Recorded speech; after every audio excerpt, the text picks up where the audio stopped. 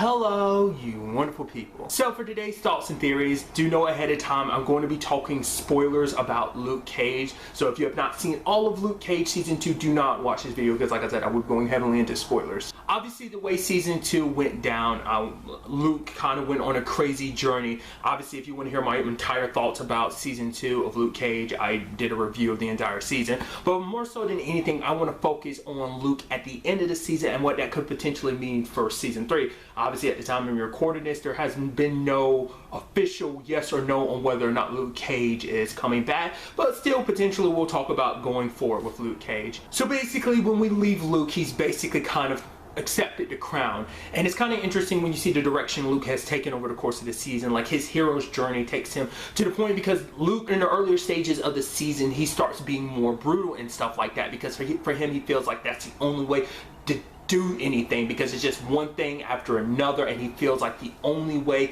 he can make any progress is kind of fearing and scaring people, is kind of that being the deterrent from people committing crimes in Harlem. It's just kind of like the heavy burden of being the only hero in Harlem. Like, the fact of the matter is, like, he feels like he has to do a lot to make anything happen, and if he has to kind of, like, you know, as long as he kind of gets shit done, then that's him still being a hero. But that's what's so interesting about the end of the season, where we see him take up the mantle, kind of like taking over the spot where Mariah was. Obviously she even says it herself to Donovan, her lawyer, that the fact of the matter is he's gonna try and not change, but this will change him. And that is the question going forward, like, will Luke be the villain in Season 3? Because obviously it's kind of an interesting thing too, because out of anyone as a hero, he has had the most ups and downs amongst like all four of the heroes, even five.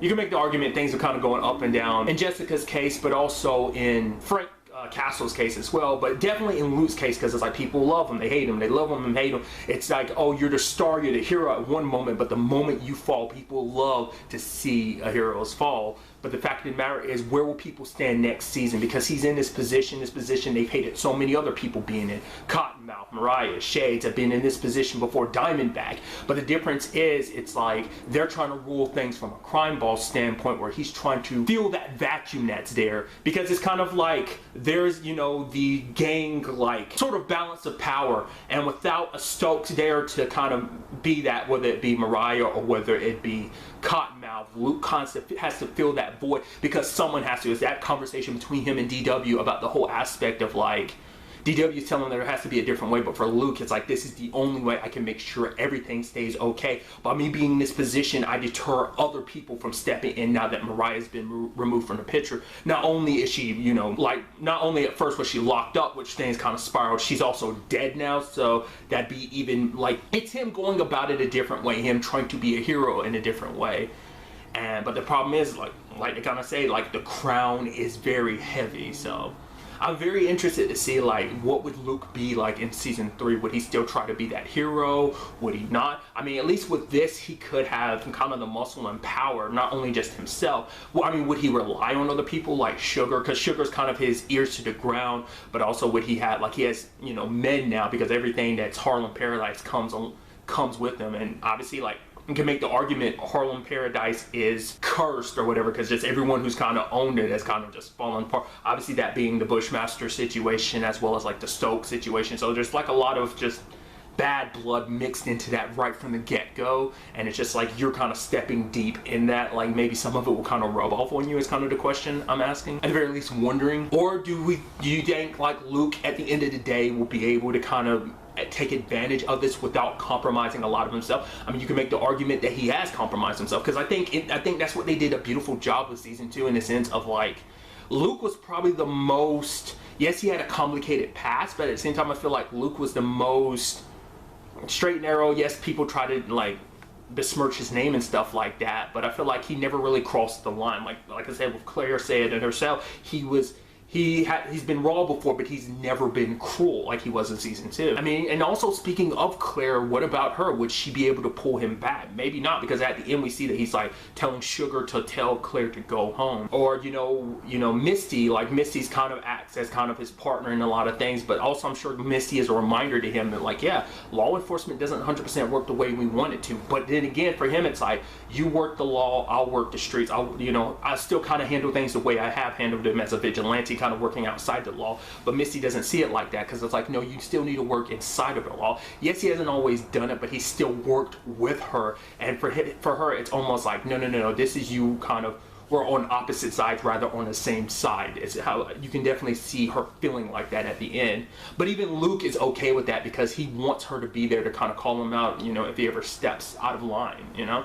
But then again, that is the question, like, who could stop him at this point in time? There are very few people that can match him in power. Which, I mean, I guess the argument could be made that, you know, Jessica and Danny potentially have the power to stop him, but currently where he is, there's no one to match him. And I'm curious, like, what kind of ripple effect this will kind of create going forward. I mean, obviously it's going to make law enforcement nervous, because it's like, oh, he's in this powerful position and he's already one of the most powerful people, you know, definitely the most powerful person in Harlem now, both in this position as well as just being the bulletproof man that he is, and being as strong and as powerful as nothing can stop him, especially because Judas bullets no longer work on him, so there's no like go-to way to kind of keep him in line other than just kind of like, we kind of have to hope for the best. And that's a question I'm curious about too, like with what would characters like Danny bring to though, because obviously Danny tried to talk to him this season about stillness and kind of finding his flow, and maybe he did, you know, being still, meditating is never his thing.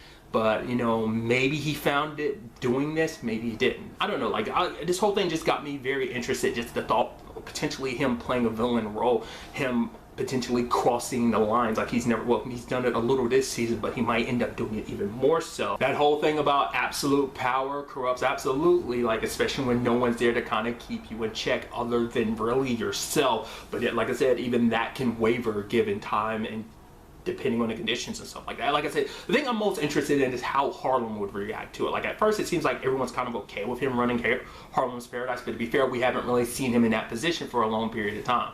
You know, so as long as he keeps the peace, like, maybe everything is good. But then eventually when things kind of go to shit once again, people kind of blame him for like not stepping up. But in his own way, this is him stepping up, meeting the desires that Harlem has, because I mean, it's something that Danny had told him too. It's like, you're not in this alone. It's like, me, Jessica, Claire, we got your back. Don't think you're in this alone. And since I am talking about Jessica too, like, not only Danny, like, what could Jessica play any future role in what goes down with Luke? Because I think they're in a very similar situations, because it's like Jessica in season 2 had to make a lot of compromises herself, like things that she never would have done, and especially where her life is now, like, will any of that kind of be able to help Luke going forward? I'm just curious to see what happens in the end, like what Luke is ultimately able to do. Will he stay on the hero's path? Will he leave this to go back to the hero's path? Will this leave him down the villain? I don't know. Let me know all your thoughts about everything I'm talking about in the comments down below. But really, that's all I want to talk about in this video. Till the next time we meet, be happy, be safe, live life to the fullest, and enjoy it. Good day and good